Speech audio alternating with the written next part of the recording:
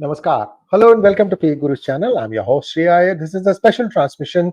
Rather than put a recorded monologue, this time I'm having a live monologue because if there is someone up and if you have questions, feel free to shoot them in my direction. This is a very important survey. It is a survey of what the people of India are thinking about the amendments to the Waqf Bill 2024 that the Modi government has brought in.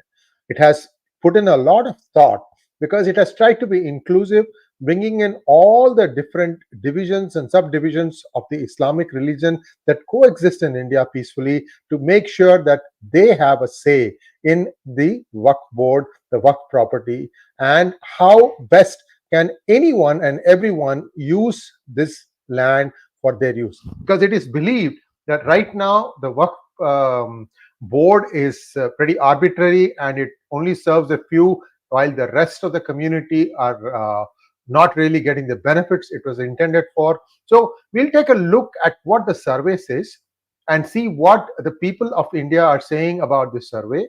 And also we will take a look at what are the important features of this new Waqf Amendment Bill are. Request to all of you to please like this video. It's early in the morning. I understand that.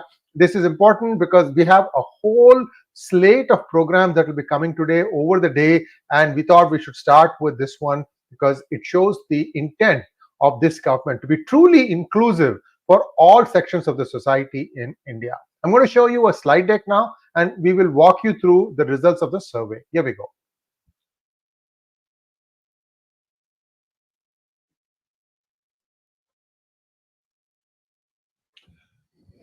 The study reveals strong support for the new Waqf Amendment Bill.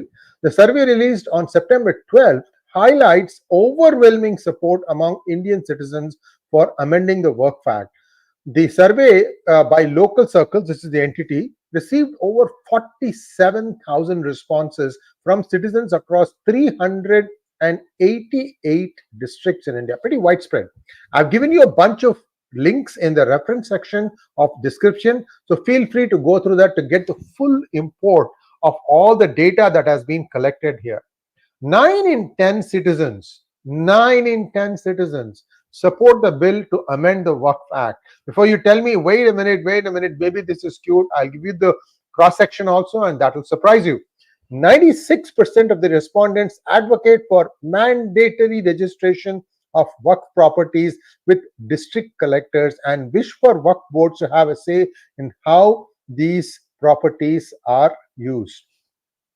Remember the first time in 2022 when a 10th century temple in a small Kaveri side village called 𝗤𝙗𝙗 was claimed by the Waqf board and the government refused to register a sale transaction between party A and party B. That's when this thing came up, that the Waqf has been arbitrarily claiming many places. Big mistake in 1995 that was actually even solidified and strengthened by 2013 Act that the previous UPA 2 government enacted. So here are the details. The breakdown of the participants: 34,540 responses came from Hindus, 7,213 responses from Muslims, 1,508 responses from Christian, 3,087 responses from people of other or unidentified religions. The survey emphasized the need for transparent functioning of Waqf board, the participation of common Muslims. See, this is where I draw the distinction. There are some people who are privileged in that religion that seem to be cornering all the opportunities. 93% are against Waqf tribunals. This is the other big finding. 93% of the surveyed citizens want the Waqf Act amended so property disputes are resolved through district courts, high courts and the Supreme Court instead of the Waqf tribunal. So this is the community itself saying that we don't have faith in this Waqf tribunal. Maybe that is also loaded in a certain direction. That is why the community says that no, we have more faith in district courts, high courts and the Supreme Court. The Waqf Amendment Bill 2024, introduced by Union Minister Kiren Rijiju on August 8th, faced objections from opposition parties. We know that. Due to the objections, the bill was sent to the Joint Parliamentary Committee for wider scrutiny. Two members of the committee, chaired by BJP MP 𝗤𝙗𝙗𝘍 𝗠, have been held so far. Two meetings, I should say, of the committee have been held so far. Both meetings have seen heated exchanges between opposition MPs and BJP members. Now, the one thing that everybody has objection to is Section 40, and I'll come to that in a minute. This gives more powers to the district collector. The new bill proposes over 40 amendments, revoking several clauses in the Waqf Act of 1995. It aims to include representation of Muslim women and non-Muslims in central and state Waqf bodies. The bill seeks to omit Section 40, which relates to the Waqf board's power to decide if a property is Waqf. There is a lot of arbitrariness that has been pointed to, just like the way it happened in 𝗤𝙧𝙤𝙪 village. It grants district collectors the authority to resolve disputes regarding whether a property is Waqf or government land. The bill introduces sections 3A, 3B, and 3C, setting conditions for creating Waqf.